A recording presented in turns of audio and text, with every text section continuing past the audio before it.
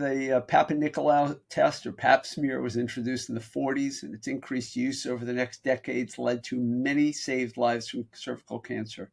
And our progress against this disease that kills literally hundreds of thousands of people worldwide every year accelerated with the introduction of the human papillomavirus vaccine introduced in the United States in 2006. So HPV has been known as the cause of cervical cancer for at least 40 years, with increasing evidence and a better understanding of the mechanisms of action being learned in later years. So now we're getting close to 20 years since this vaccine was widely available. And a vaccine, by the way, is preferably given to kids when they are 11 or 12 years old.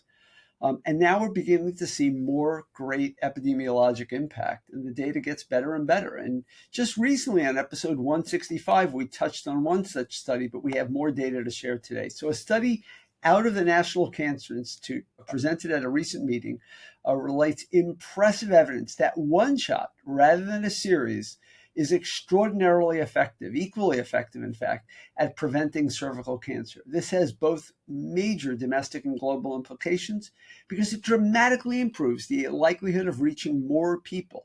This is a disease that generally afflicts younger people as well, so the impact is even bigger than just numbers. The other bit of news is something that's a little older, but for me, I hadn't noticed it until just recently, is that a study came out of Scotland.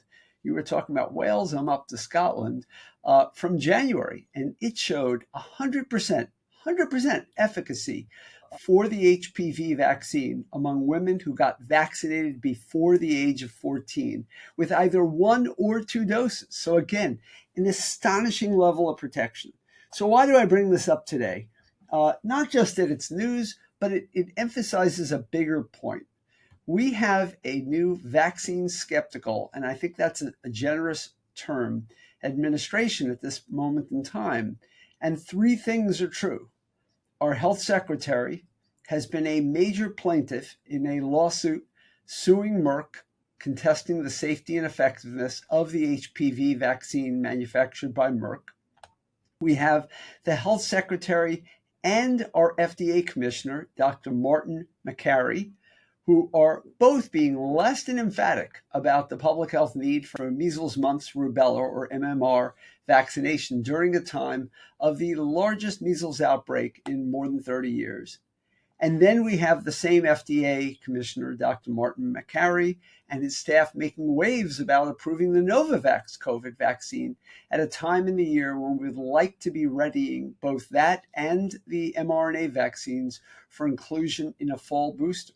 Despite all the good questions from scientists and journalists, there's been no good response from either him or the FDA other than to indicate a potentially new standard for approving an annual vaccine and potentially applying this to all COVID vaccines. These are 3 data points. These are uncontestable issues right now, at least in the press, that raise far greater concerns than many of us hoped. Our colleague Jason Schwartz in the School of Public Health here at Yale was quoted on this just a day or so ago, and I think it sums it up perfectly. So I'll end with this, quote, "If there was a belief that the FDA would be insulated from this larger climate of skepticism toward vaccines that the new administration and the secretary brings, those hopes were probably misplaced."